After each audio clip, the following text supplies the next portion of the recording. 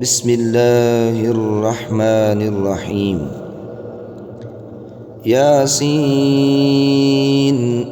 والقرآن الحكيم إنك لمن المرسلين على صراط مستقيم تنزيل العزيز الرحيم لتنذر قوما ما أنذر آباؤهم فهم غافلون لقد حق القول على أكثرهم فهم لا يؤمنون إنا جعلنا في أعناقهم أغلالا فهي إلى الأذقان فهم مقمحون وجعلنا من بين أيديهم سدا ومن خلفهم سدا فأغشيناهم فهم لا يبصرون وسواء عليهم أأنذرتهم أم لم تنذرهم لا يؤمنون إنما تنذر من اتبع الذكر وخشي الرحمن بالغيب فبشره بمغفرة وأجر كريم إنا نحن نحيي الموتى ونكتب ما قدموا وآثارهم وكل شيء أحصيناه في إمام مبين واضرب لهم مثلا أصحاب القرية إذ جاءها المرسلون إذ أرسلنا إليهم اثنين فكذبوهما فعززنا بثالث فقالوا إنا إليكم مرسلون قالوا ما أنتم إلا بشر مثلنا وما أنزل الرحمن من شيء إن أنتم إلا تكذبون قالوا ربنا يعلم إنا إليكم لمرسلون وما علينا إلا البلاغ المبين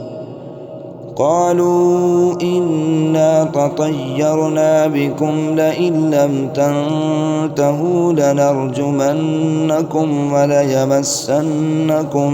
منا عذاب أليم قالوا طائركم معكم أئن ذكرتم بل أنتم قوم مسرفون وجاء من أقصى المدينة رجل يسعى قال يا قوم اتبعوا المرسلين اتبعوا من لا يسألكم أجرا وهم مهتدون وما لي لا أعبد الذي فطرني وإليه ترجعون أأتخذ من دونه آلهة إن يردني الرحمن بدر لا تغن عني شفاعتهم شيئا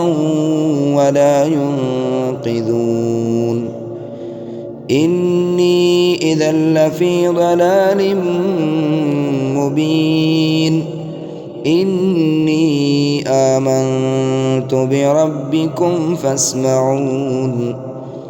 قيل ادخل الجنة قال يا ليت قومي يعلمون بما غفر لي ربي وجعلني من المكرمين وما أرسلنا على قومه من بعده من جند من السماء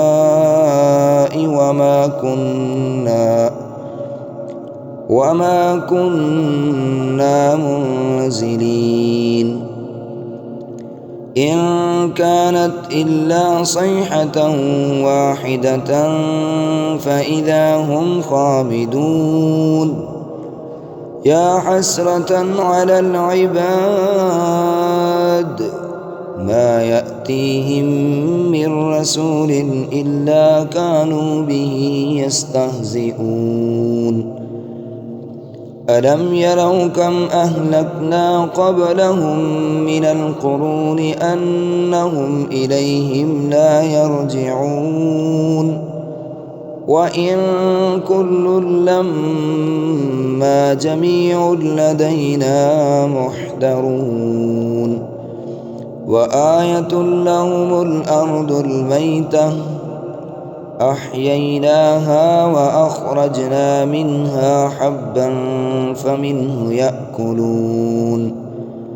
وجعلنا فيها جنات من نخيل وأعناب وفجرنا فيها من العيون ليأكلوا من ثمره وما عملته أيديهم أفلا يشكرون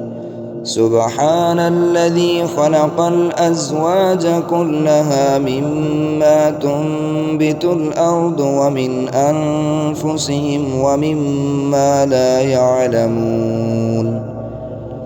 وآية لهم الليل نسلخ منه النهار فإذا هم مظلمون والشمس تجري لمستقر لها ذلك تقدير العزيز العليم والقمر قدرناه منازل حتى عاد كالعرجون القديم لا الشمس ينبغي لها أن تدرك القمر ولا الليل سابق النهار وكل في فلك يسبحون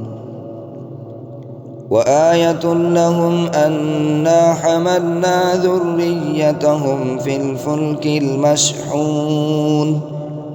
وخلقنا لهم من مثله ما يركبون وإن نشأ نغرقهم فلا صريخ لهم ولا هم ينقذون إلا رحمة منا ومتاعا إلى حين وإذا قيل لهم اتقوا ما بين أيديكم وما خلفكم لعلكم ترحمون وما تأتيهم من آية من آيات ربهم إلا كانوا عنها معرضين وإذا قيل لهم أنفقوا مما رزقكم الله قال الذين كفروا للذين آمنوا أنطعم من لو يشاء الله أطعمه إن أنتم إلا في ضلال